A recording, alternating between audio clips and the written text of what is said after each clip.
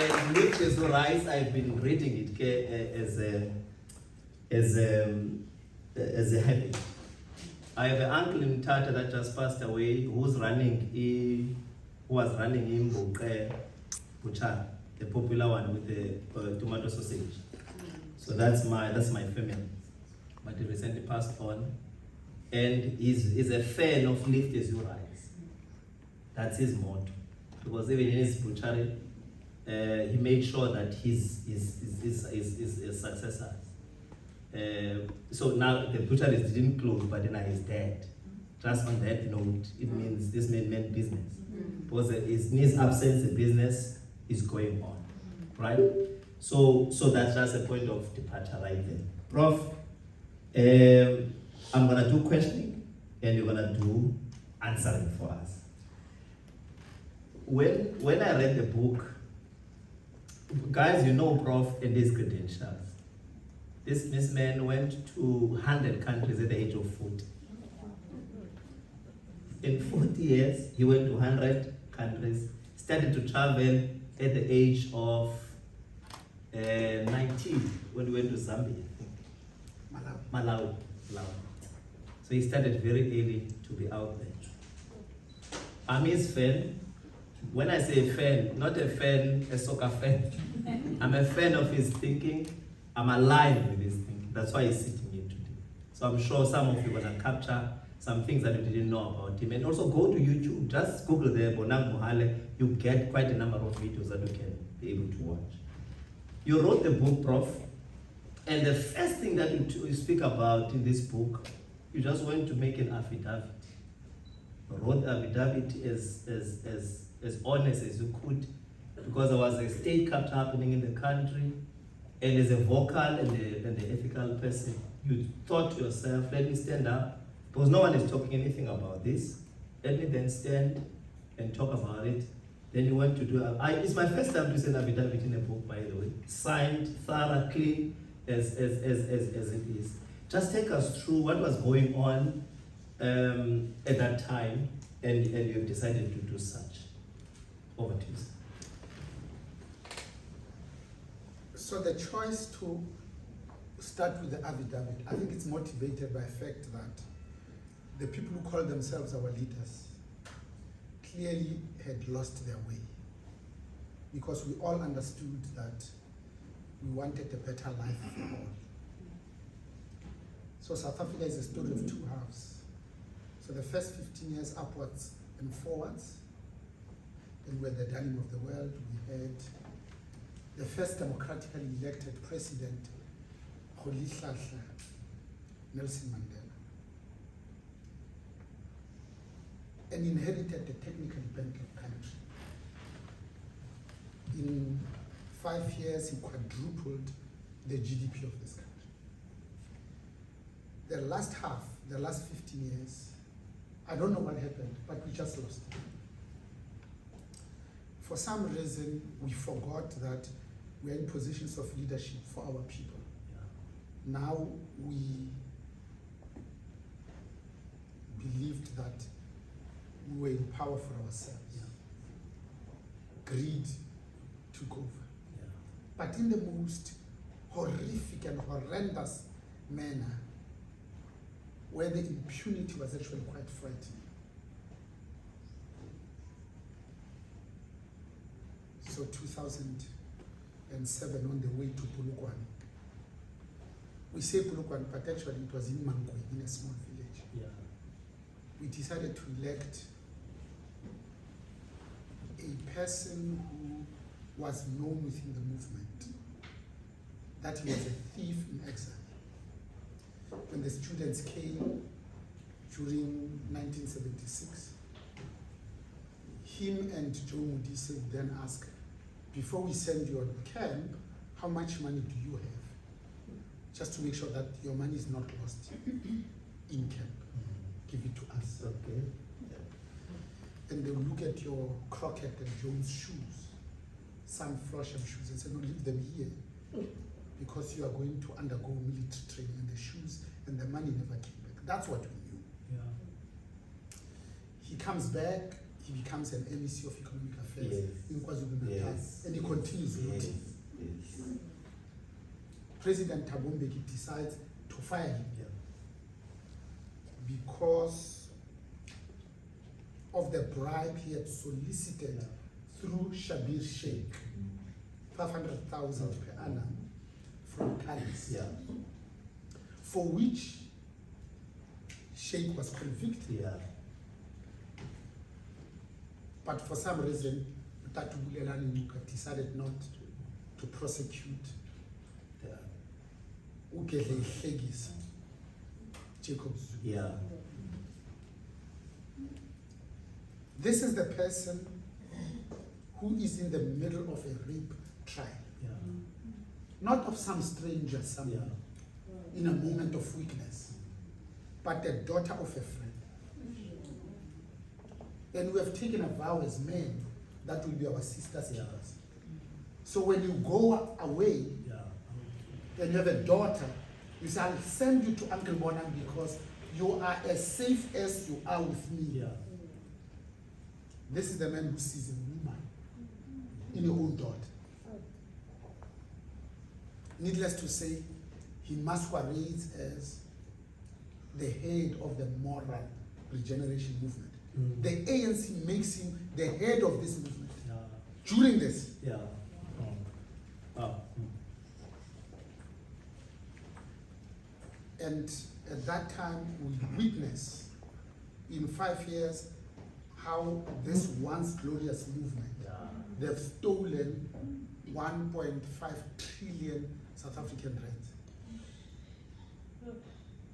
In the 9 wasted Yeah. years, they've siphoned off 200 billion rands a year every year, Yeah. just to the two Zupta families. Yeah. Imagine how many pit latrine toilets would have eliminated. 30 years into democracy, if you go to Limpopo, Yeah. we still have 3,752 pit latrine toilets. Michael Komape Yeah. and Homka have died a sad, tragic, and incredible Yes, death, yes. drowning Yeah. in feces, Yeah. and yet we say we are free. Yeah. I'm a businessman. If you forget anything, and there's only one thing to remember, it's just that I'm a businessman. Yeah. I don't claim to know anything else except business. Yeah. That's what I do. So I look at this and say, wow, we are in a spot of bother. So we decide, I'd just taken early retirement from Shell Oil Products Africa at the age of 55. Yeah. Because I've got 2 divine daughters who looked like they don't need me anymore. They'd gone to school, they'd qualified. It looked like they could survive on their own. So why should I kill myself?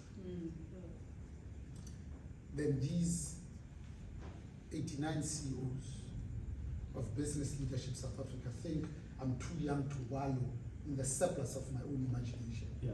They said, no, come and help us and be Yeah. our boss. Come and join. So that's how I took the role of Business Leadership South Africa. Okay. But it's important why I thought Business Leadership South Africa is worth bringing me away from retirement.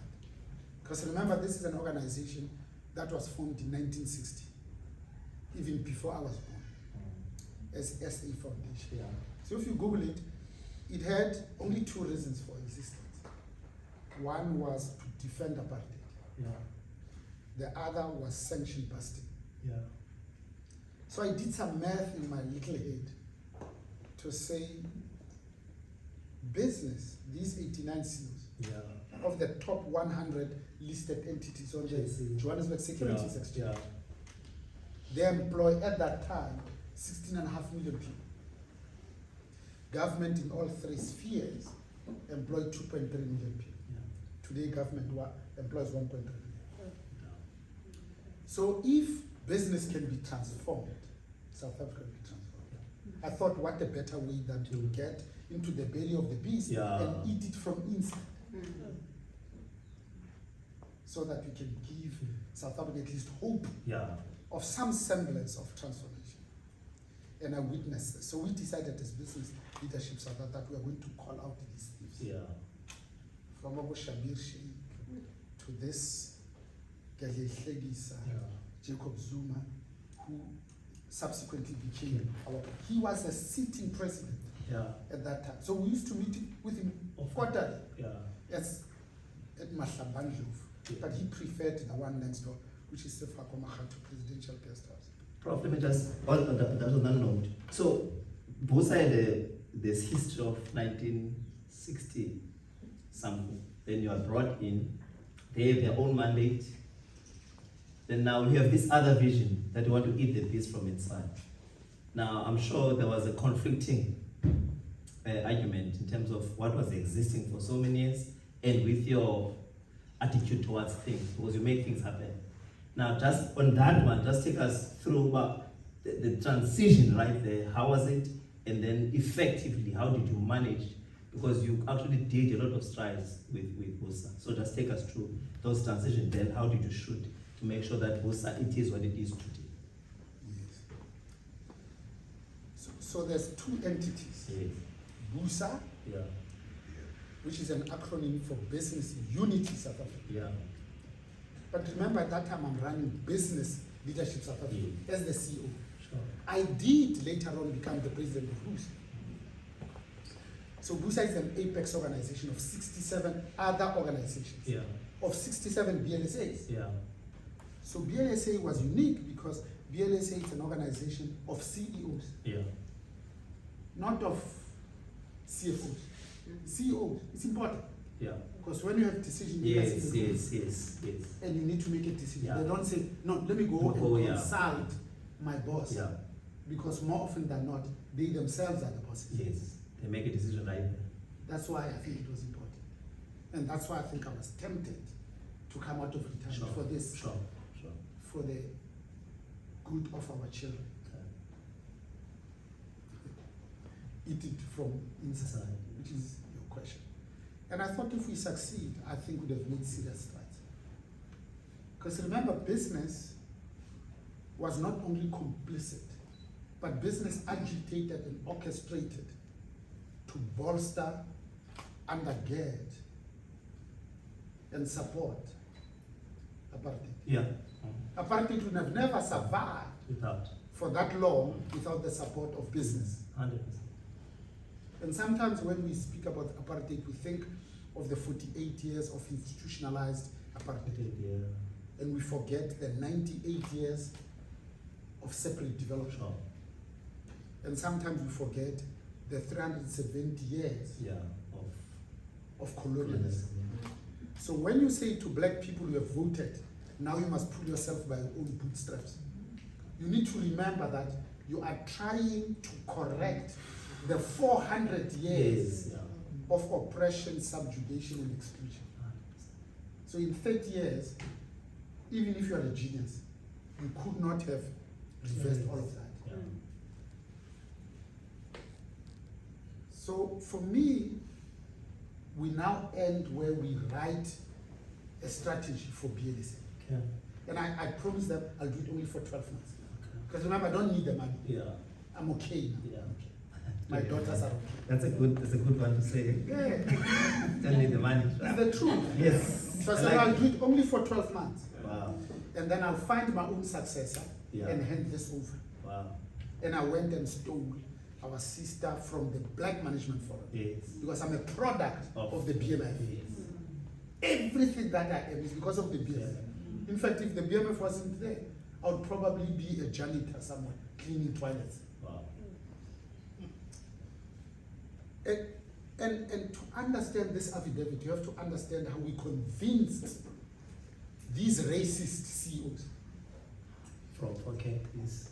So we write a strategy, and the strategy is premised on partnerships. And it rests on 3 pillars, even those I can remember. Number 1, we talk about this notion of an inclusive socio-economic growth and transformation. Strategy number 1. That's one pillar. The second, we say we stand for the protection of key state institutions. The last. So the key state institutions, we were referring to all those things that are contained in chapter 9 of the Constitution. The NPA, the Human Rights Commission, Public protector. the Public Protector. Yeah. It, The rest on that. it describes all of them. Yeah. Because remember, state capture was going after those. Later on, I'll describe the 4 pillars on which state capture rests. Because we didn't invent it. Sure. This is a phenomenon that happens everywhere else in the world. Sure. We were just clumsy. Sure. By the time we pulled it off, for us it was industrial scale looting. Yes. By somebody who is not very sophisticated. Yeah. Udlanje, Yeah. udlala. Labani. Yeah, there's no tomorrow. Wow. The last one is positioning business as a national asset. Now imagine you work for these big companies where you are ill-treated, you are not recognized, you are not seen. And now we come as blacks, say, no, we want to position as a national asset. That's where we started. Yeah. So to cut a long story short, we witness this, we call out President Zuma in his face. Yeah. Because remember, we meet with him quite often, yeah. to say you are actually stealing from your own children, from the mouths of the young, and from the sick and the dying. And then we saw the looting of Eskom. Let me conclude by saying, 1960, business leadership South Africa is formed. Yeah. We come in, they never suspended anybody in all those years. Okay. So this is 2017. Yeah. So we start suspending 4 companies. But consciously, purposefully, deliberately, and intentionally, we choose not to suspend a public sector entity. Okay. Yes. Remember, there's more than Yeah. 754 SOEs Yeah. and SOCs. Sure. Companies. Because that's what people expected, because that's where the looting was happening. But we also knew that the looting was also happening in the private sector. Okay. So we said we will be remembered, because people remember the first, they don't remember the second. Yeah. So the first we're going to suspend so that we hush the critics To send a message as well. was KPMG, the private sector company. The second company that we suspended was Eskom, the third was Transnet. The last one was Bain and Company, the 4. And then I spent 24 months at BSA. I handed over to Simafos. Yeah. The period after, we have not suspended any other company. In spite of the fact that, especially in the private sector, the looting continues. Yeah. Like Steady at Yeah. Thomas Hewlett. Yeah.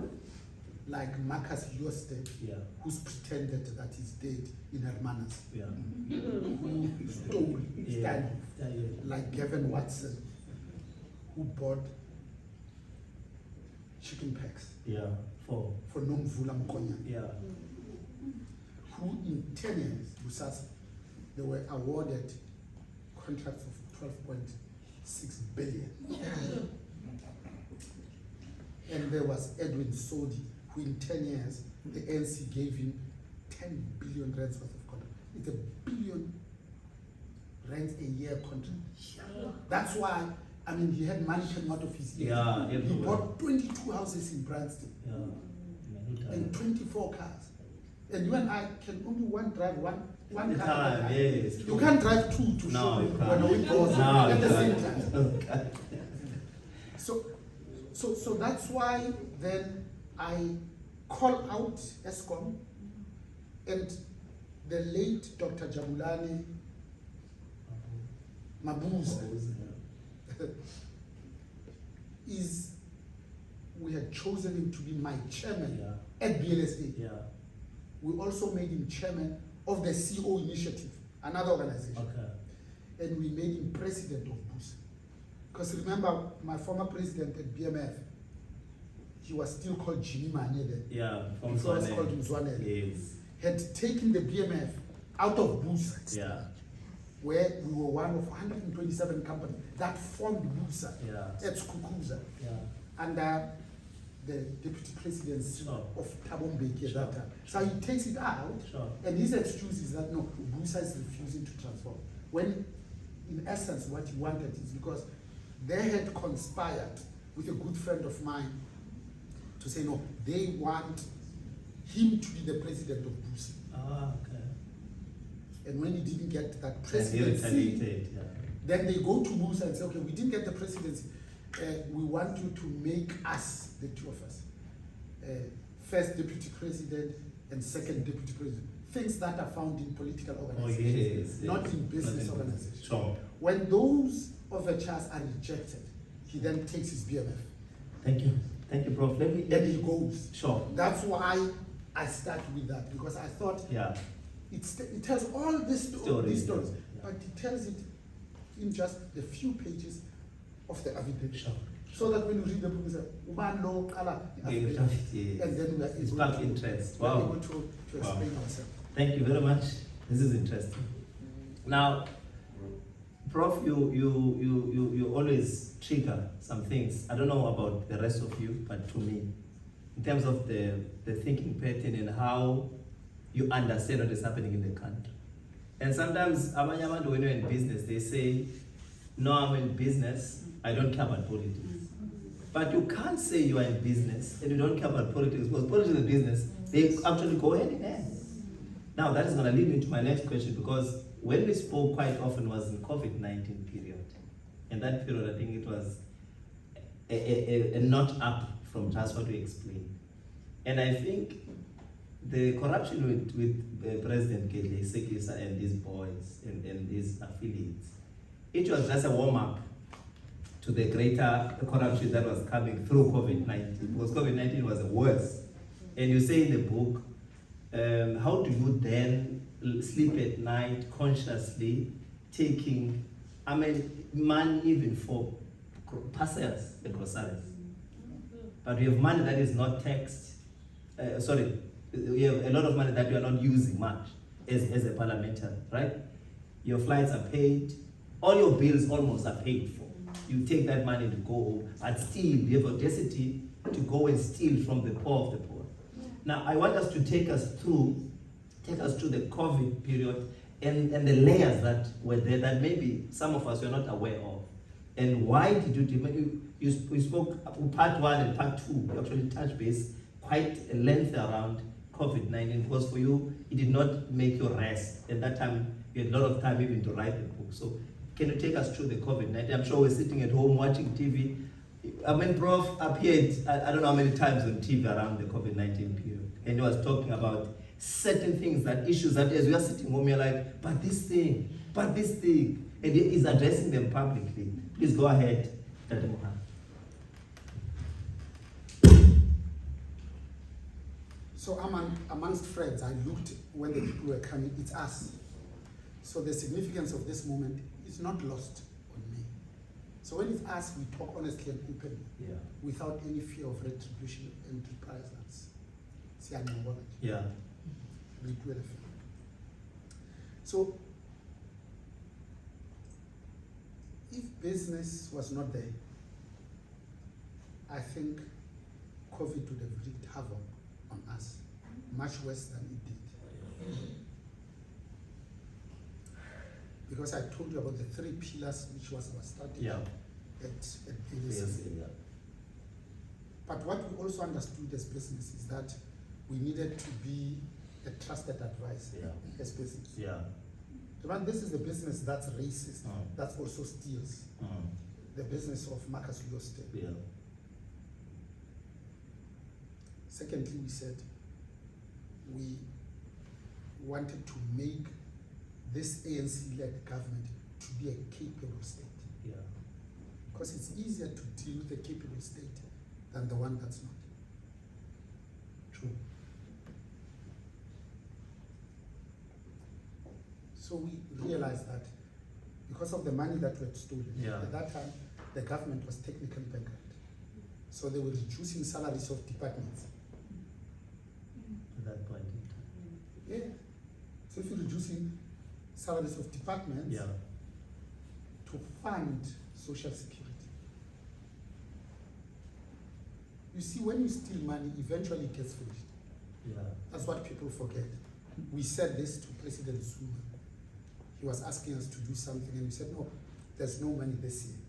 He said, why won't I pick up money? This year. Next year. And then next year, they'll pay tax again. And then the other year, they'll pay tax. Government I man. Wow. He really believed it in his head. Oh.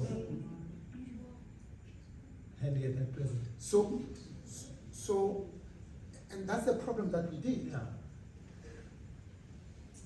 South Africa in 2009, when he became president, Yeah. was a big country. Yeah, it was. Not a poor country. Yeah. It was called the middle income country, which was sophisticated and complex. Therefore, when you choose a leader to manage that beast, it must be a person who understands where the head is, where the tail is. Yeah. And if you don't have that understanding, you have no chance of succeeding. I'm not saying you can't be a good leader if you are not educated. That's not what I'm saying. Yeah. I'm just saying you need to understand what you're dealing with. So when you run a spaza shop, it's not the same as running The supermarket. the Pepco group. Yes. Too different. It's not the same. And that's the mistake we did. We gave something this big to somebody we knew does not have the capacity to comprehend it and therefore to come up with solutions.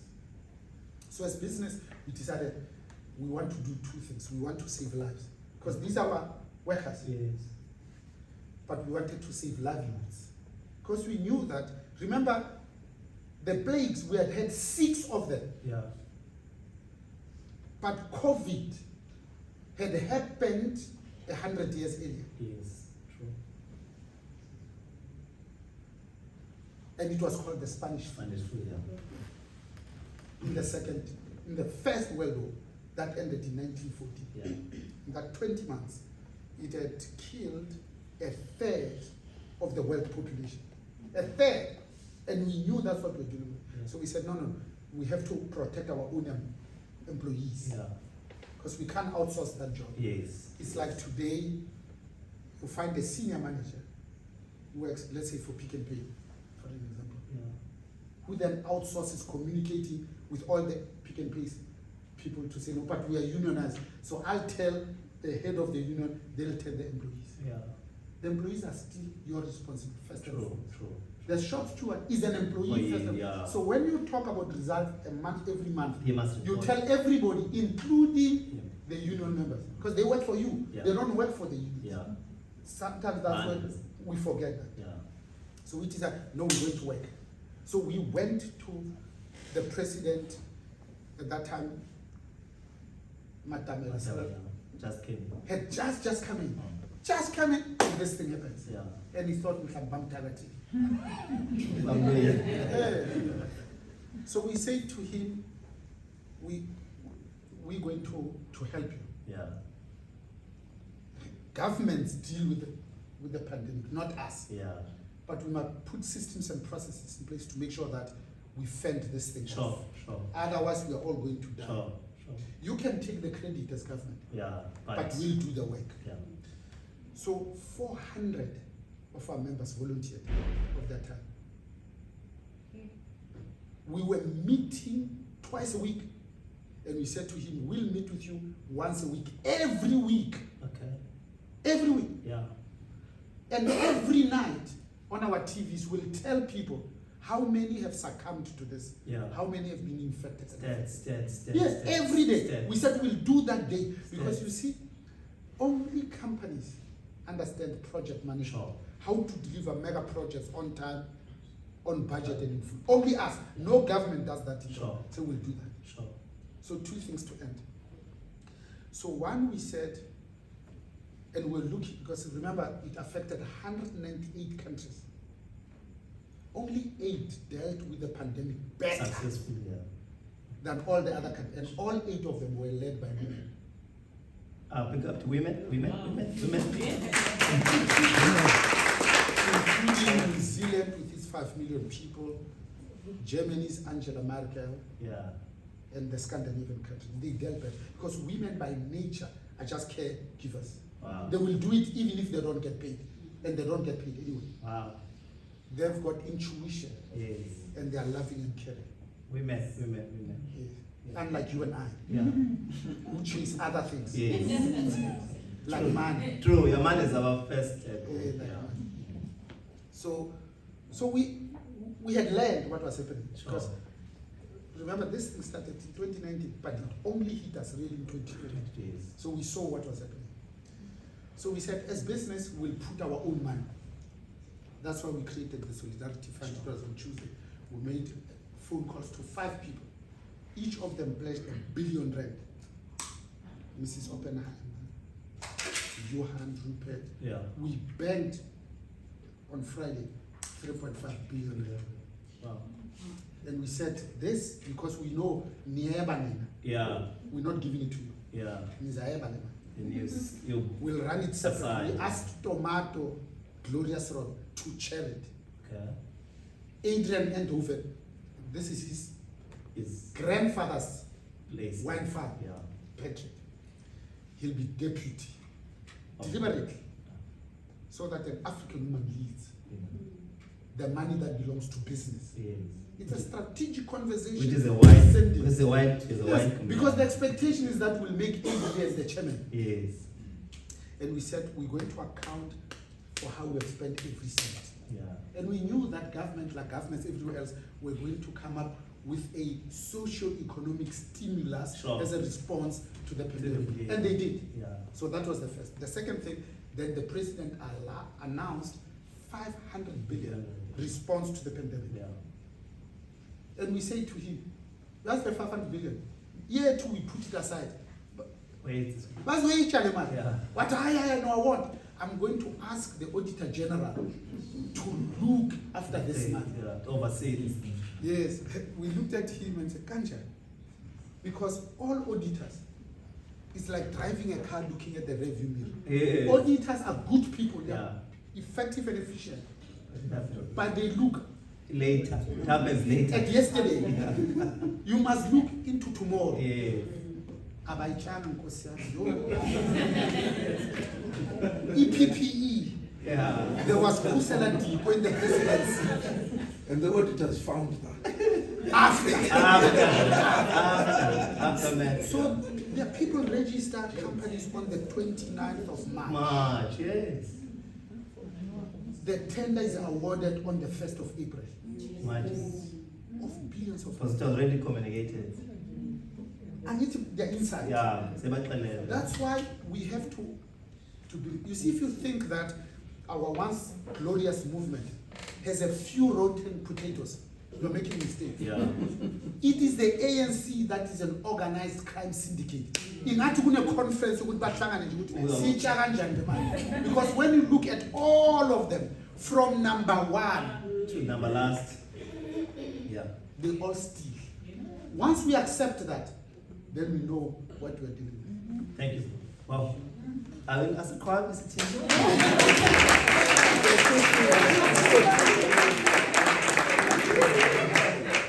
Now, Prof will give you stats that maybe you're not aware of, and they are very accurate. You may miss 1 or 2, which is fine, but the actual content is there. Now, I wanted just to give you the who is he and how did he happen to be who he is, and his observation around isn't. Now, the second part, we're gonna allow you to ask questions because I'm sure you want to engage him further, and this is today's for that. Because yesterday we actually took time, him talking. Then when we wanted people to engage, the time was over. So we want to give you much time today. Now, you can't do such things that you are doing, Prof, if yourself, you are part of the syndicates. You are saying in the book that you are not afraid. It's Alexander, I think, who says, as a quote, that you're not afraid of lions that are led by sheep, right?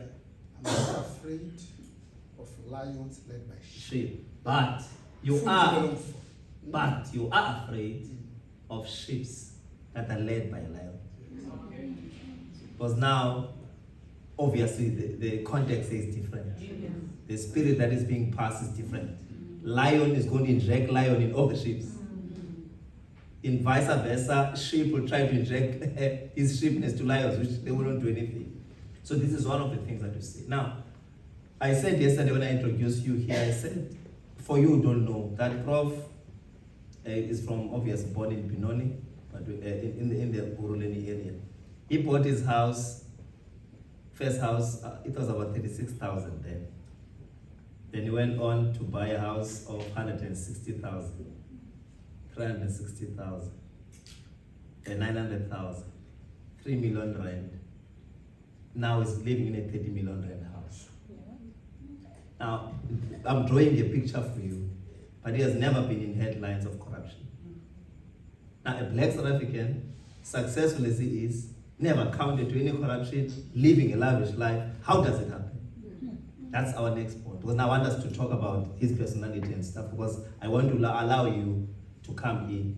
Here in the book, I see that Prof. And he's not just a small boy.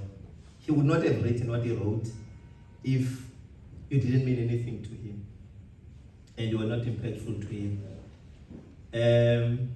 Mr. Vukani, the CEO of Accenture in Africa. Prof, your Vice Chancellor in Free State, Peterson, wrote something about you. IJ Go, the one and only Discovery CEO, who was your deputy chairman at BSAS, and Mark Barnett, who is your CEO. Remember, Prof also chairs the Bitverse chair. So SPV, they report. You understand? That's why you speak about the states of heists, because they come to your desk. SPV, they dispute money, Mr. Whatever we touch as money comes from SPV, because they are a service provider of our bank, which is our national bank that we must nationalize. Okay. So, Prof, I just want to, because they gave us a good attributes about you. Just give us maybe 3 important things that makes who Bonang Mohale or Francis Mohale is. And I was touched. Even Andy Nomlala, the president of BMF, previously spoke about you, right from BMF to your current position when you guys were. Can you just give us a picture? Just give us 3 of your attributes of yourself that you know that's what makes Bonang sleep at night and work and be here as he is today. Yeah. I like the fact ukuthi izolo siyesaphelelwe isikhathi to engage the questions. Yes, we did. Kahle siyesastopha ngoba nina benilambile. That's why we stopped. They were closing in the kitchen. So the people who know me, and one of them is my leader here, Yes. In front. Yes. When they describe me, Yeah. because kasotho ba re ngwana kgwale o sena o ipolela motho o motle ha bolelwa ke bana. Yeah. They say I'm a change agent, Yeah. a social justice activist, Sure. and a defender of democracy. Sure. Those are your 3. Do you agree, Mr. Bigwan? You can just paint it fearlessly. Wow. Because you know him as much as these guys know. Yeah. Okay. Now I'm going to allow you to come in. I'm just going to conclude my part, because as your host, you need to have your own questions, right? And allow. And some of you, as he's talking, you're like, can you address that? Can you address that? Can you address? So I was sparking the moment. In conclusion, on that one is about education. Well, your grandmother inspires me. You. His grandmother says, someone says, your education is very expensive.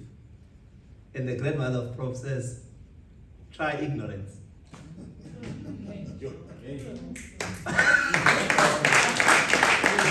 I'm like, I think Prof said this on behalf of Mabongo. So which means, Dad also said to me, your mental capacity and your growth started long time ago, intentionally or unintentionally, because we are monk. I mean, you know, no, don't have to go to school, go to be a shepherd. Anyway, go to the mines, you know, but your grandmother had a very different. So education, and that's 1, 2, you speak about, in South Africa we speak a lot of English. fluently so, apart from the other president that I was talking about. But that's not the point. And it's made compulsory in our education system. But agriculture is optional. The means of production are optional. For you to go and work for them, to do the means, you must be able to be fluent. That's my interpretation. And that's education that was given to us. Now, can you take us through your thoughts around education? What needs to be twisted and turned according to your observations? Because this thing has to do with how we package ourselves. Guys, let us be honest here. There's no one person in the house, but even if you call, and we spoke about it yesterday, Obaba's phone. We are in there, this is their earth, it's fine. We are here just to enjoy ourselves. But they can seclude me and you according to how we relate to them. If my grammar of English is not as perfect as your grammar, you are a hero to them than me, and they put you close. And we should understand this when they happen. Now with the education system, Prof, and just my preamble around that, can you just chip in and take us through that, please?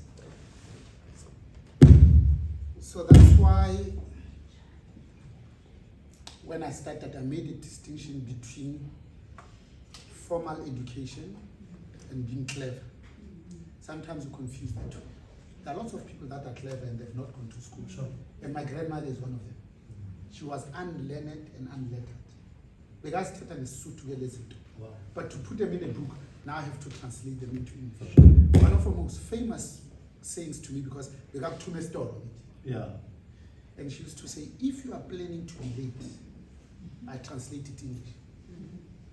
You must arrive at least 7 minutes before. Wow. Wow, that's another level. So I use a lot in both books. Sure. Especially in the first book, Lift as You Rise. Yeah. Because all of us, our parents, Yeah. they would then go by yourself. Sure. And they left us with grandparents. Sure. And these grandparents loved us unconditionally. Sure. So everything we know about life, Yeah. we learned from them because 100%. our parents were absent parents. So we are products of our grandparents. Intentionally so by. Exactly. Yeah. So, because I took an early retirement at age 55 from Share, Yeah. after 8.5 years, where I was the group CEO, the chairman, Yeah. and the executive vice president of the upstream business global, Wow. a boy from Catalonia. Yeah.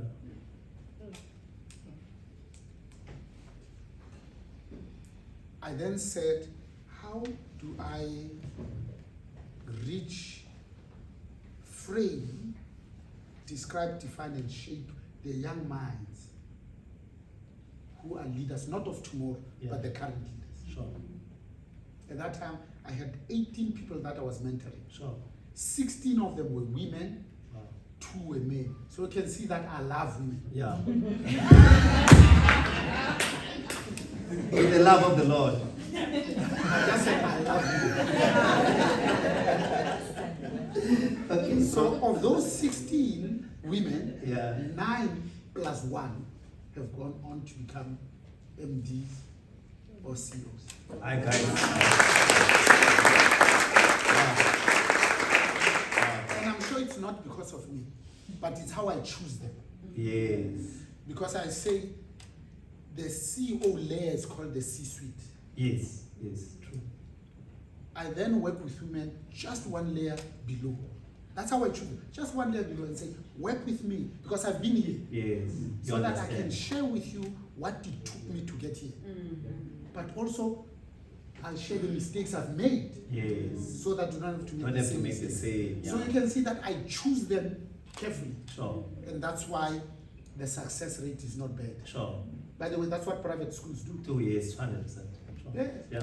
They get 100% because they manage the people they get to grade 12. We used to call it matric. Yeah. So if, Barriers of entry. Barriers of yes, mababona nje ukuthi uyasogola Yeah. grade 11. You can't. Somehow you just kinda disappear. Yeah.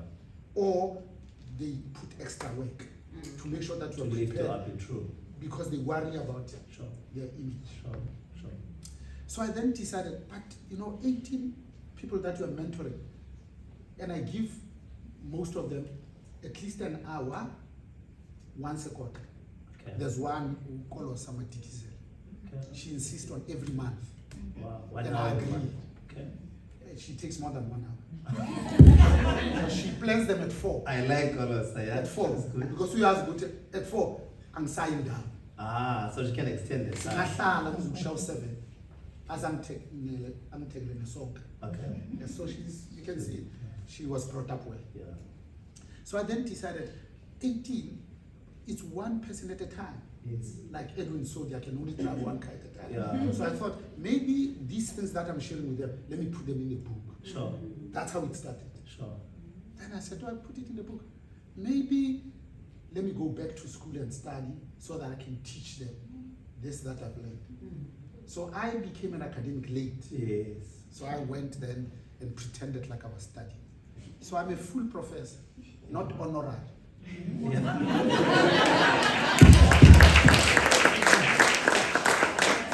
Then if you can expand more, why do you, I don't want to say you deprioritize them because I'm not sure what's the strategy, but why are you concentrating more on the other institutions and left the TVETs aside, whereas from the TVETs, that's where we actually have an opportunity to give a skill that a person can walk away with and perhaps go start a business if they want to start a business.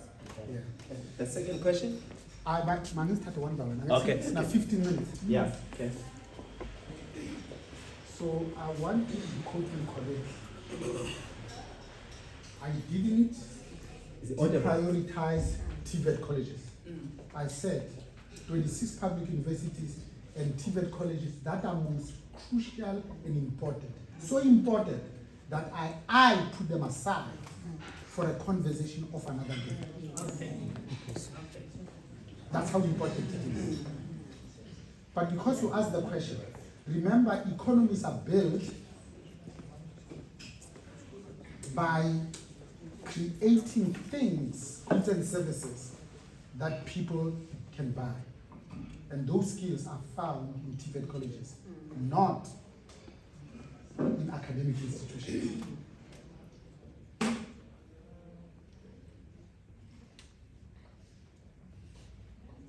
Artisans,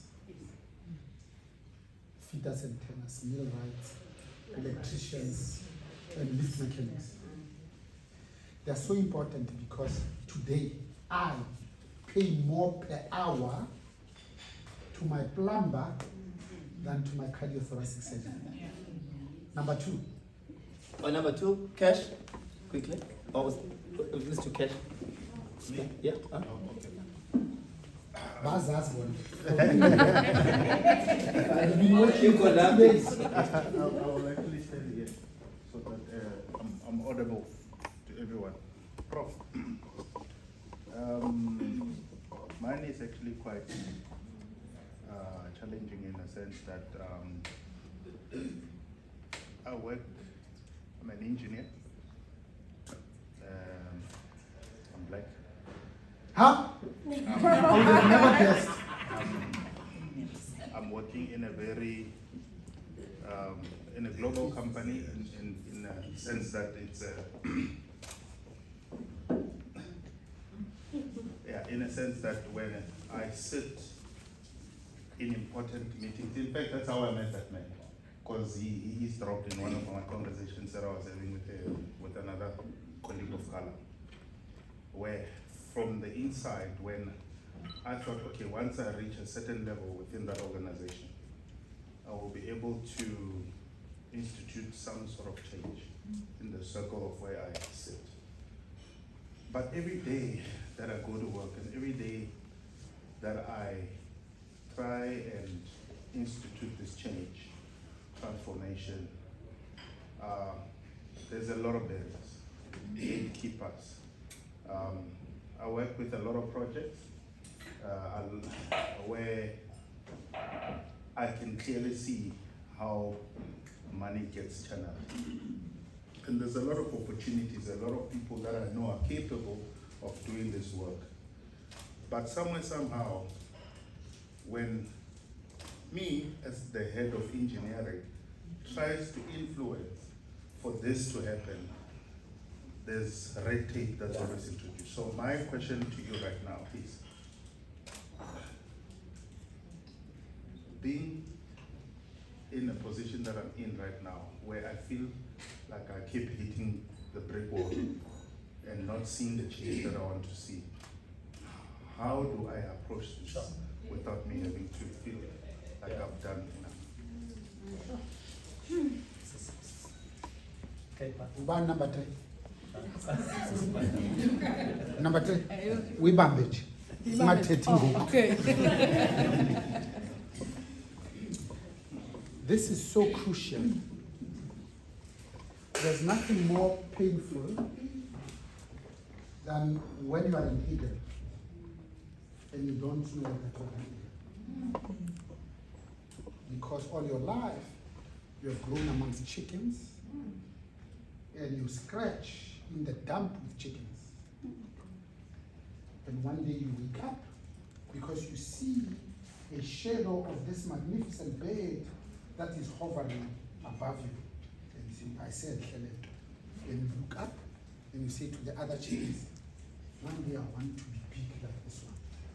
And the other chickens look and say, but you are a vegan.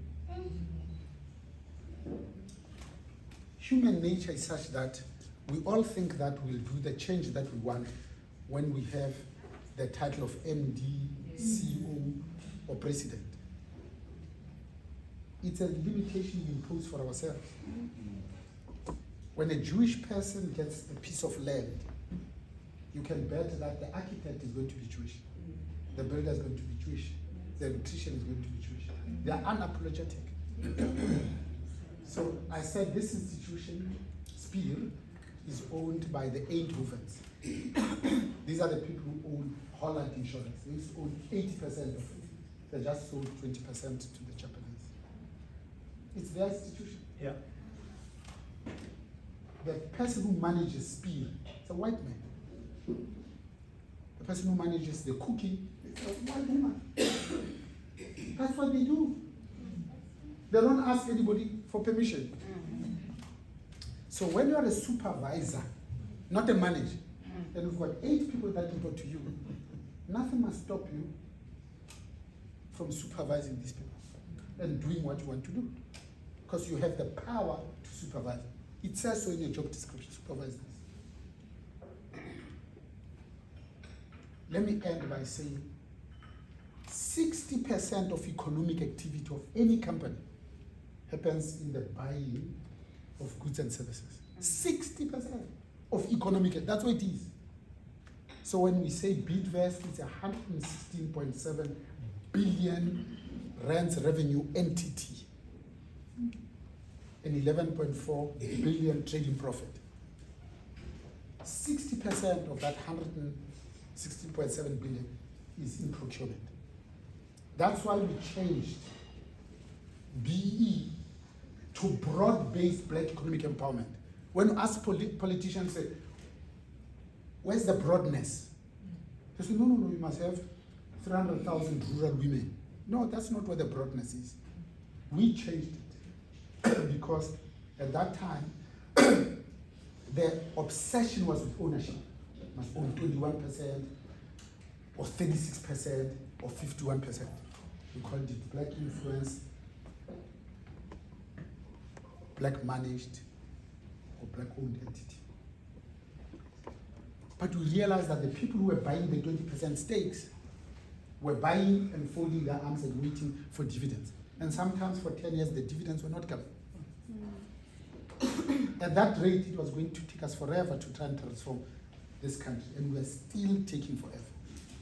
We then said, let's broaden what we measure by law. Then we introduced trading. We introduced corporate social investment in the communities. We introduced procurement. But look at the scores. Out of 109 points, I include the bonus point. It's not 100, it's 109. 40% we gave to procurement. 40%. Ownership is 20. Because if we can do that, then stuff will happen. So Bidvest alone buys 500 million rands of stuff. So when you ask most entrepreneurs who you are, they will say, no, our problem, yes, it's access to finance to start my company. But once I've produced goods or services or consulting or legal, I want access to Adrian Gore and Mcetywa Chabalala of Discovery and Standard Bank. That's what I want. I want ENS to give me a contract to do stuff. That's why I'm going to get paid. That's procurement. And if you're a supervisor of 8 people, when you decide to take them on a weekend to have a hotel like this, you can decide to take them to a hotel that's owned by a black woman. It's your decision. Yeah. Yes. And you can decide to buy the water from a company that's owned by a black person. That's how you influence stuff. You don't need anybody else's permission. Let me end by saying, but you're right about the resistance. Because we can only use sound bites in a conversation like this, but you raise a much deeper, much more profound issue. So I worked for someone, as he said.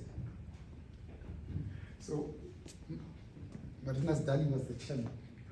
So one day I'm excited and I go to his office and say, I've realized where we can save 36 million a year every year by doing nothing. He says, yeah, tell me. I say, from now on, Sanlam had 10 business units. All of them must use the head office. Conferences, meetings, whatever, here. Even Santam and Sanlam Investment must use, because this thing is big. And we'll find a system to book. And on advertising, we'll buy in bulk. Santam won't talk to Financial Mail alone, Sanlam alone, SIM alone. We aggregate that, we say we're going to buy for 300 million, and then we get a 20% discount. That sounds like. And I said, there's this law firm that we're using. It's charging us 30% more than this one that I found. Marina said, all of these things make a lot of sense. Go ahead and do them. You don't need anybody's permission. But on that law firm, this law firm started with us from the beginning. These guys have never been to Jordan. They live here in Belgium. And that's all they know. They are us. So continue to give them business, even if they're 30%. Yeah. It was his company, he can say that. What are you doing in your own company? Sure. That's the bigger question. The bigger question is, how many of us, when we wake up in the morning and say, I'm going to buy a car, because most of us buy cars first before we buy homes. I'm not judging, I'm just saying that's what we do. And you walk into a showroom, and you walk around on Saturday in your shorts and flip-flops. And a white woman stands up and says, may I help you? Says, no, I'm just looking. You look. And then you go to that African woman in the corner and say, I want to buy my car from you so that you get my money. It's your money. How many of us, when you buy a house now in Bryanston, I live in Bryanston, and you say, but I'll go to medical aid and say, I want you to sell me a house. No, we all go to Pam Golding. Pam started this company herself, educated her son Andrew to be a clinician, MBBC agent. Andrew saw this to say, I'm wasting time seeing these patients one by one. I'm going to run my mother's business. The CEO of Pam Golding is Andrew Golding, and he's doing very well. Now you buy this house from DK Lady off your own so that they get the 7% commission. 7% of R1 million is 700,000. If 10 houses sold, not just the 70,000 you make in just that one property. You have that power. But imagine how many of us have bought houses from Pam Golding and you are excited about, I'm going to get my title deed you don't even know who are the conveyancing attorneys, who's doing notarial services. What was calling lawyers means apa. Imagine if you want to pay Golding and say, I'll buy a house from you, but I want you to use mandate Molife as the attorneys. Because those are the people I know, love, and trust. It's small things like that. You don't need anybody's permission. Sissy, you can caress the mic.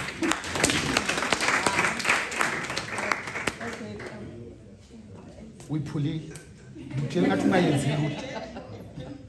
Injalo, mawi bamba nje.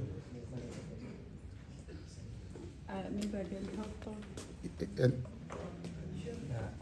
This battery stand. Yeah, talk. Okay. I know it's just off. You put it on. Okay, thank you so much for the opportunity, Prof. My name is Mcetywa. I'm a social worker by profession, but opting to start a business in the future. And I was encouraged by your words, Prof, when you say you can't wait until you are 60, when you start something for yourself. So with those wise words, thank you so much, because in these spaces you get encouraged and then you get motivated. Myself, the question that I have, you talked about the universities as a chancellor, but now my question. Okay, sorry, can I continue? Yeah. I was listening. Oh. I heard everything. Okay, so in your view, I think my question is, in your view, Prof, how do you see a progression in terms of the white paper 6, in terms of inclusion, of inclusive education in terms of inclusive education? Because why I'm asking the question is, yes, we've got all these in papers, but in terms of implementation, it's a total different issue. Thanks. I thought you'll ask an easy question. Who's number 4? No, we don't have. Oh, good. We don't have. I say something again. Yeah, la- I'm saying English. Yeah. But No, fine. I'm a student by tongue. No, you say it over.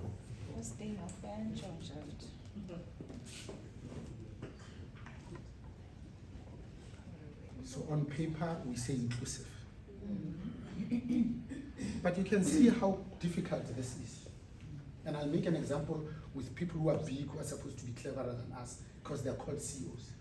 Remember I said at BLSA we had a strategy and it rested just on 3 pillars. And I paused when I mentioned the first pillar. I said, it talks about an inclusive socio-economic growth. And I paused and said transformation. So when I looked at these CEOs, and I said to them, when you said inclusive, who do you want to include? Who? Because unless you answer that question, you are going to fight when the opportunities come. We said we want to include women and black people. Period. So that we remember. Of course, people with disabilities are important. Of course, LGBTQI plus people are important. We are going to include. But you can't say 9 people. Because in business, you know that the best way to be effective and efficient is just to focus on one and do it. And then you can do 3, 4, 5.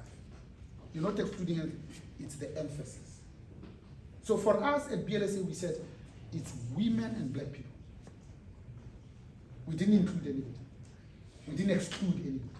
That's what we said. Inclusive, socio-economic. We then said to them, but business is about growth, economic growth. So when you say economic growth, business will be happy. I said, but we didn't say economic growth. We said socio-economic growth. Why do you include society?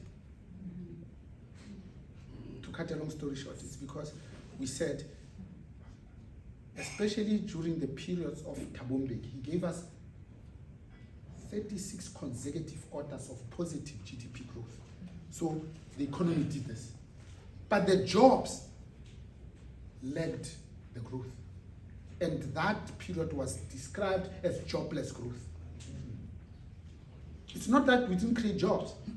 It's because if we grew at 5.6%, which we did in December, we're expecting that the employment figures would have grown maybe by at least 5%, but they didn't, they grew by 10. That's what we meant. Society, because business can't continue to be an island of prosperity in a sea of poverty. Business must continue to do well by doing good. The two go together. Doing good is good for everyone. It was Henry Ford who saw this many years ago to say, we can't make Model T Ford cars that our own workers can't afford. Because your first customers are your own employees. Yes. Inclusive, social. Huh? Economy, you understand. Growth, you understand. But if you bring about growth that includes others, that action will be transformative in our context in South Africa. That will be transformation, isn't it? Growth that's inclusive. How? It's transformative.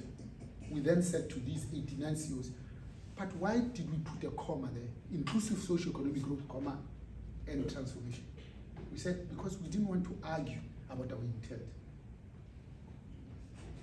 We want this economy to look like us, from ownership to positions of ownership. You can't say no, but 80% of the people who work at ShopRite Checkers are black. But the entire exco of 8 is white male Afrikaners. No. Because it is possible when you look at the BEE Act that you can get 89 points with 0 ownership. Yeah. It's possible. But if you did that, it's against both the letter and the spirit of what we're trying to do. Yeah. Yes. So ownership is paramount, even though it has only 20 points. It's paramount. Yeah. So a company can say, no, but we are transformed. We are a level 2 company because we've got 89 points out of 109. But you look at the ownership, it's 0. You're not doing what we are trying to do. So that's why for us, an inclusive socio-economic growth and transformation was so important. Let me end by saying, for us, when we say transformation, we say it's a fundamental break with the past. It's a fundamental change in shape and form, so that the future that we're creating bears no resemblance to this that we are replacing. Transformation is not reformation. Reformation is being assimilated. You go to Sanlam, they say, let's show you how we do things here. Yeah. Reformation is a chameleon that changes color, but no change in form. It is transformation, it's a pupa that becomes a butterfly. Butterfly bears no resemblance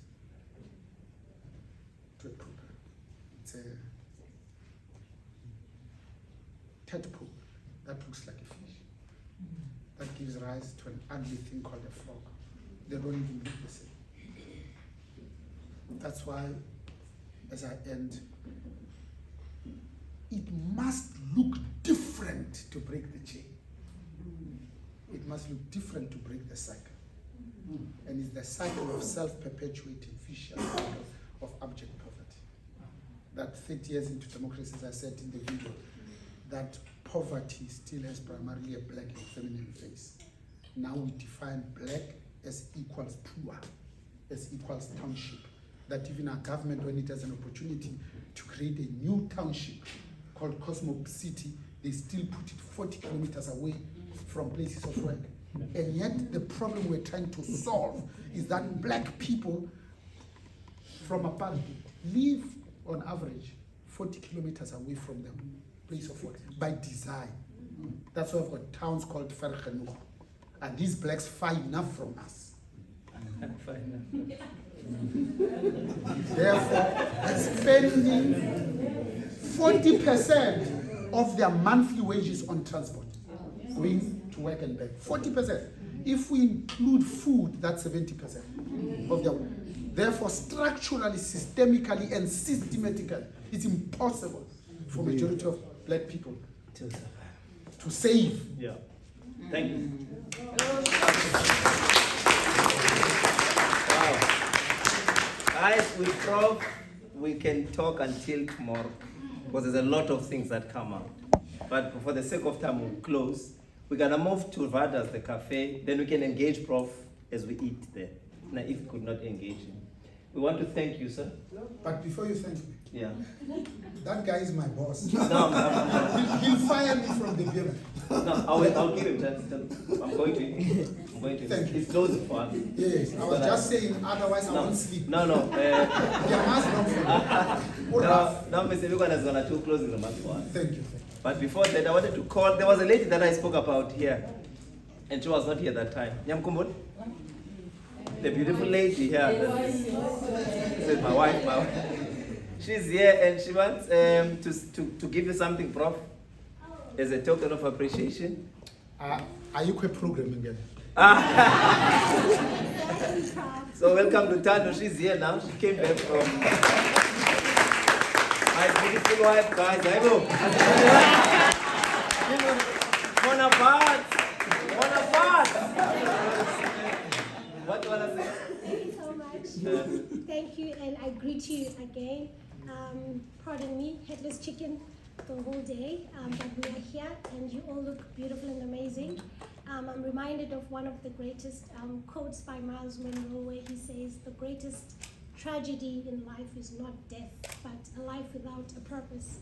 So us having come here so that when we leave, we assume decisions that are going to be life-altering in our purposes. So it's beautiful to see everyone who's here, because it means that we are aware and we are ready to assume that responsibility. So thank you for coming, and thank you, Prof, again. Indeed, it's not in the program, hence I'm coming with bare hands, but I'm a digital person, so yes, I have come with something, but it's in the cloud. And it is, okay, so Prof, please, you have to clear your diary for next week. We've booked you at Santon Spark for you to get your body done. Together. And then perhaps me. But you the protagonist, so you go first. But definitely we'll slot you in those details. But next week, please. Okay, that is all from my side.